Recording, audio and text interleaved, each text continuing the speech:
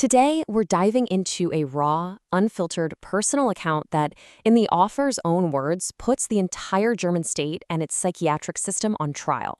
We're going to walk through his story, using his own writings to really get a handle on his perspective on justice, the media, and modern medicine.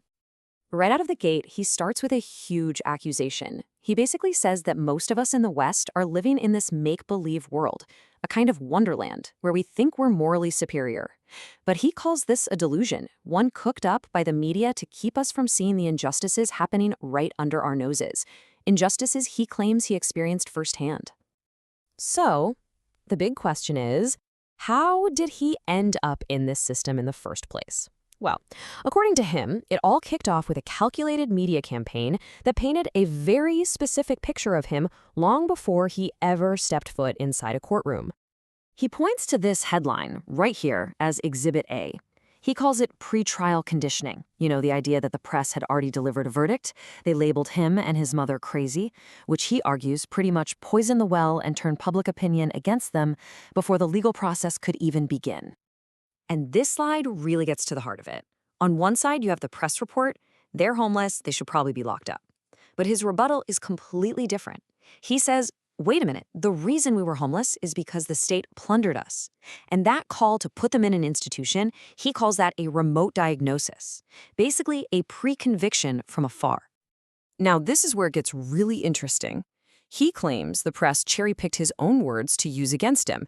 He doesn't deny saying things like he was the king of Kreuzberg, but he argues that they stripped away all the legal and situational context, making him sound totally irrational. It was all part of building this very specific, very damaging public image. All of this brings us to the central idea of his entire account. This concept he calls penal psychiatry. In his view, it's not about care or treatment. It's a political weapon. So what does he actually mean by that? Well, he defines it as a tool the state uses to make people who are inconvenient just disappear. See, a prison sentence has rules, it has an end date. But this system, he argues, allows for indefinite confinement. It's a way to neutralize someone without the messy public spectacle of a political trial. And he's very, very clear that he doesn't think this is some new invention. He draws a direct line from the abusive psychiatric practices in places like the USSR and Nazi Germany straight to what he says is happening today. The argument is that the methods have just gotten slicker, more refined, to fit inside a modern, democratic facade. And his description of the treatment itself is, well, it's pretty chilling. He describes forced medication not as a path to getting better, but as a chemical brain knockout. From his point of view, it's designed to just shut down a person's mind and their will, turning them into what he calls a living dead. It's a fate he genuinely considers to be worse than death itself.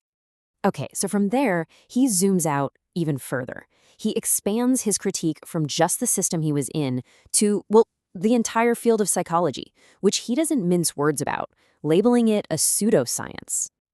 And he kicks off this argument with a question that is definitely designed to make you do a double take.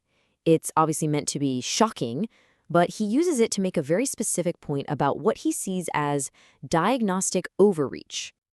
And believe it or not, this is a real thing. It's an actual classification in the official ICD-10 manual.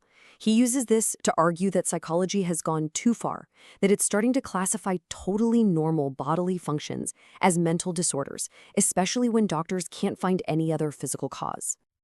Then he takes aim at something many of us have heard of, the psychopathy checklist. He lists some of the key traits here, and then he asks a really simple, logical question. How can any test be valid when a core trait of the person you're testing is pathological lying and an expert ability to manipulate people? And to hammer his point home, he shares this alleged quote from a psychologist. For him, this is the smoking gun. He sees it as proof of the field's megalomania, this kind of God complex where they believe they're completely immune to the very manipulation they're supposed to be diagnosing. So, this all brings us to the final section, where he ties this huge systemic critique right back to his own case.